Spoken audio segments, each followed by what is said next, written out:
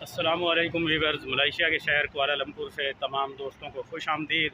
आज के इस व्लॉग में हम बात करने वाले हैं कि आज़ाद वीज़े की पहले तो हकीकत ही कुछ नहीं होती। अगर आपने कोई तरतीब बना ली है तो उस सूरत में मलेशिया, सऊदी अरब और दुबई वगैरह के आज़ाद वीज़ों में क्या फ़र्क है, इस मौजू पे बात करने वाले हैं।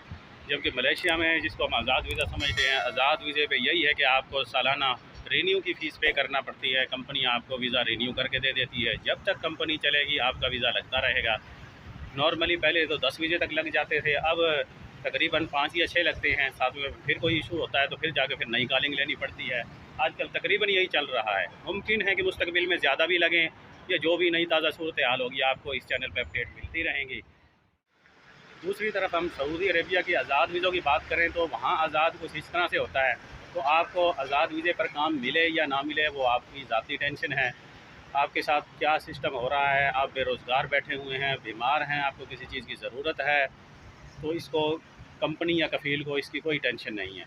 तो आप वहाँ फ़ीस भी पे करेंगे। वहाँ तकरीबन 2 साल का अहकामा वगैरह बनता है, वहाँ फ़ीस पे करेंगे तो आपको वो रीन्यू करवा के दे देंगे।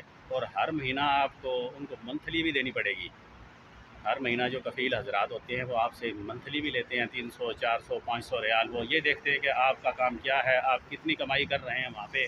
अगर आपका काम नॉर्मल है तो मुमकिन है वो 300-400 में मान जाएं। अगर आप अच्छे खासे पैसे कमा रहे हैं, जैसे कुछ हमारे भाई जाके वो कारीगर होते हैं, मिस्त्री होते हैं, ठेके लेते हैं, अपना काम शुरू कर लेते हैं, तो फिर वो ज़्यादा पैसे कमाते हैं। तो जब कफ़ील देखता है कि ये ज़्यादा पैसे कमा रहा है तो फिर वो मंथली की डिमांड भी ज़्यादा कर देते हैं। जैसे कुछ अपनी दुकान या वर्कशॉप बना लेते हैं तो किसी से 500 या 1000 रियाल तक वो मंथली अलग से डिमांड करता है कि मैंने आपको आज़ाद काम करने का इजाज़त लेके दी है, या कोई लाइसेंस या कोई डॉक्यूमेंट्स इशू करके दिया है कि आप आज़ाद काम करें, तो वो मंथली भी आपसे लेगा। और जब रीन्यू के लिए जाएंगे तो उसकी फ़ीस भी आपसे ही लेगा।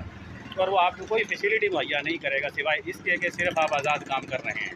जबकि मलेशिया में ऐसा कोई मंथली का कोई सिस्टम नहीं है। अगर आप आज़ाद हैं तो आपको सिर्फ रीन्यू की फ़ीस ही पे करनी पड़ेगी। लेकिन यहाँ 1 साल का वीज़ा होता है, 1 साल के बाद आपको रीन्यू की फ़ीस पे करनी पड़ेगी। नॉर्मली 1.5 से 2 महीने पहले डॉक्यूमेंट जमा करवा देते हैं रीन्यू के लिए, तो फिर वो जैसे ही साल मुकम्मल होता है तो साल मुकम्मल होने से पहले भी 2-4 दिन पहले भी आ जाता है, तो 1-2 दिन ऊपर भी हो जाता है तो आपका अगला वीज़ा लग के आ जाता है।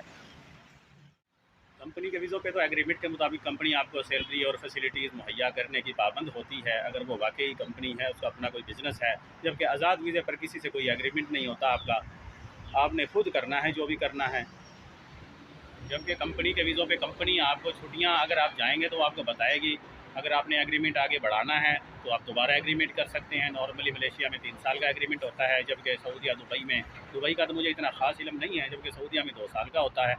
तो ये एग्रीमेंट अगर आप बढ़ाना चाहें तो आपको आगे बढ़ाने का मौका भी मिलेगा। अगर ना बढ़ाना चाहें तो आप खुदा हाफिज़ करके वापस भी अपने कंट्री में जा सकते हैं।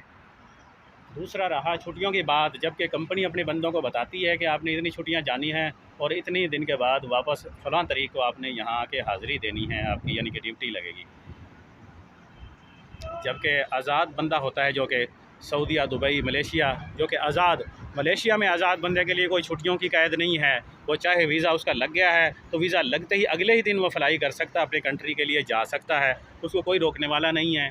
चाहे वो 1 दिन के लिए जाए, चाहे वो हर हफ्ता जाए, हर महीना जाए, या साल भर अपने ही मुल्क में जाके छुट्टियाँ गुजार के आ जाए और वीज़ा एक्सपायर होने से 10-15 दिन पहले वापस आ जाए तो भी ठीक है, उसको कोई रोकने वाला और पूछने वाला नहीं है, क्योंकि वो आज़ाद है।